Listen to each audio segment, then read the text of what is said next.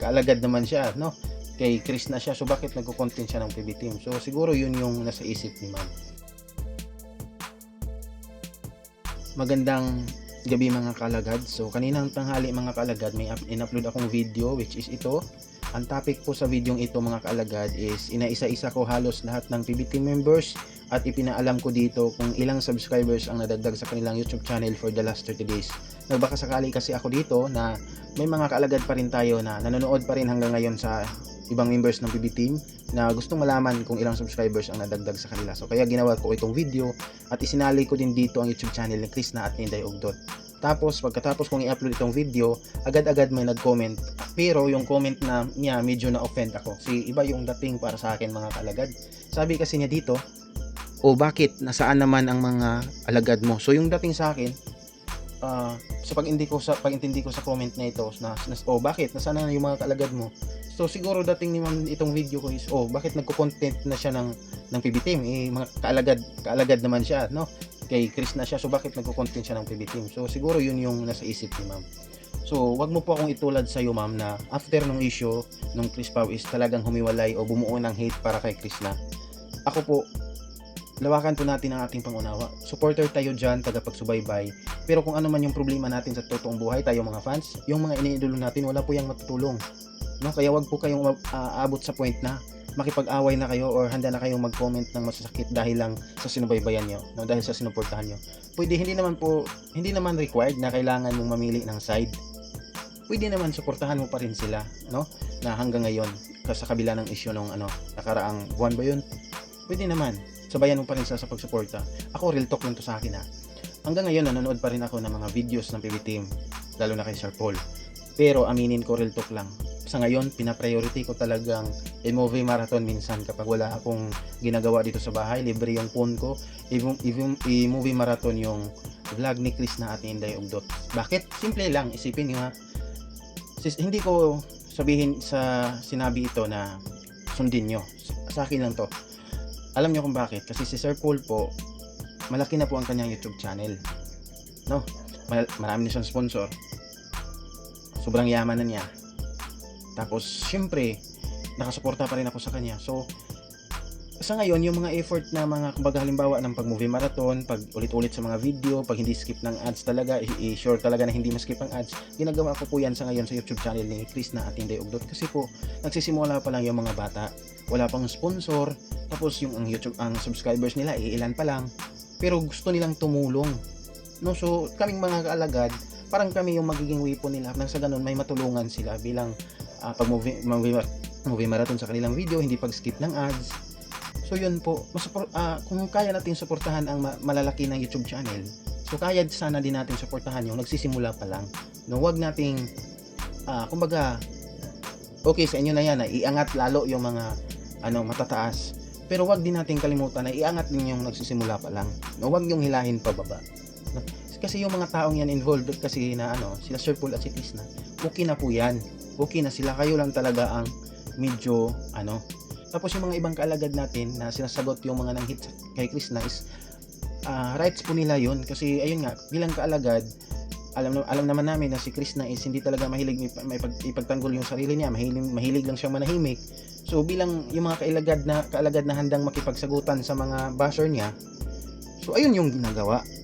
So kung hindi, simple lang naman yun, kung hindi ka magbabash kay Chris na, hindi ka naman atakihan ng ibang mga kaalagad. So di ba yung pagbabash nyo kay Chris na, alam nyo ba na sa pag-akala nyo ikasasaya ba yan ni Sir Paul? Hindi po. Mismo noon sinabi ni Sir Paul na ayaw din yan masaktan ni Sir Paul si Chris na sa mga comment nyo. So ayun, no, wag mo po akong itulad ma'am, no? Hindi po ako namili, hindi po ako kumbaga, para sa akin mali nung issue na yun, mali yung pag-live ni Sir Paul para sa akin lang, prangka lang, walang chichobrichi na para sa akin mali yung pag-live niya pero although sinabi ko na mali, hindi yun rason para tumigil ako sa pag-support sa kanila, no? Kasi tapos na nga naging okay na no? Naging peace na sila. Tapos ayun, kahit sa paningin para sa akin is mali si Sir Paul, hindi ako humiwalay, hindi ako tumigil sa pag-support sa kanila. So, hanggang ngayon sumuporta pa rin ako. So yan, pwede naman. Bakit ba? Mahirap ba yun gawin? Yung mga ganon? Bakit laging parang kupitin siya lagi yung mga nasa isip no? Parang girian lagi. Napakasimple lang po niya, no? So, kung magko-content man ako ng PB Team, dahilan yan po is nanonood pa rin ako sa video nila kahit nanonood din ako kay Krishna. So, ang gusto niyo po ba, ano? Kapag nanonood yung tao ng PB Team, dapat hindi na manood talaga siya kay Krishna, yung ganon. So, kapag manood naman kay Krishna, dapat hindi na manood sa PB Team. Wag naman po, no? So, wag naman, hindi po tama yung ganyang mindset. So, hindi, iwan ko ba kung ilang taon na po kayo, pero thankful ako dahil hindi ganyan yung mindset ng mother ko. Kasi si mother talaga parang 4 na taon, 3 taon na siyang tagapagsubaybay ng Pugong Biyahero kay Krishna. Simula pa nung time na nakita ni Sir Paul si Mylene, yun nagsimula si mama doon. Pero hanggang ngayon po, wala po siyang sinasabi na hindi ako manood kay ganyan dahil ganyan. Titigil na ako panood, dito na lang ako kay. Wala po. I-share ko lang sa inyo guys, hanggang ngayon nga nanood yan si mama sa lahat ng PBT members. Sinasubscribe ko yung ang Gmail ko, ang kanyang cellphone kasi cellphone ko yan noon, binigay ko sa kanya. Tapos ayun, yun yung YouTube channel ko doon, yung Gmail ko. So ayan, sinasubscribe ko lahat ng PB Team. Kina Nanay Nora, Onyot, Ma'am Aya, Kala Krishna. Nang sa ganun, pag open niya sa YouTube is yun agad ang makikita niya. So si mama nga po guys, hanggang ngayon nga hindi lang PB Team yung sinuportahan niya, hindi lang si Krishna, kundi nanonood din siya kung ano ng update kay Onyot, kay Ma'am Aya, kay Nanay Lorna, kay Ninita. So di ba? Si mama is 60 plus na, malapit nang mag 70. So iwan ko ba sa inyo yung ibang nanay dito, bakit ganyan ka-toxic yung mindset nyo? No?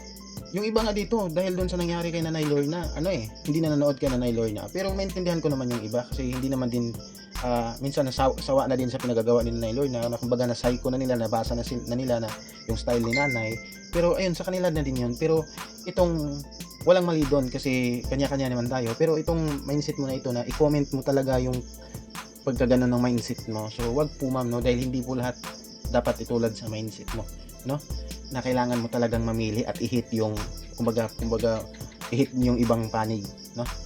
So yan, i-explain ko lang sa iyo ma'am. So wala kang magagawa kung sumuporta ako na PB Team at sumuporta din ako dito kay Krishna at Inday Ugdot. So sa ngayon, mas more kong sinuportahan si Krishna at si Inday Ugdot kasi mga bago pa lang. So paalala ko lang sa inyo, kung kaya nating iangat yung nasa taas na, huwag po natin kalimutang tulungang iangat itong nagsisimula pa lang, itong maliliit pa lang. So yun lang po, no? So maraming salamat guys for this video. Ito lang. So sana may ma-realize mo ma'am, no, na hindi po required na maganyan yung mindset mo. Kasi yung mga taong iniidolo natin yan, fun lang po tayo. Kung ano man yung problema dumating sa buhay natin, wala po yung matutulong ang mga taong yan. So be ano lang po, kalma lang, enjoy lang. Enjoyin lang natin bilang supporter sa kanila. So yun, maraming salamat mga kaalagad. So naglabas na ako ng slowbin, no, kasi ayun nga, baka mag-comment ulit ito si ma'am kapag nag-content naman ako ng PB Team. So ayan, maraming salamat sa panonood. God bless. Subscribe my YouTube channel mga kaalagad at i-like itong video at maraming salamat po.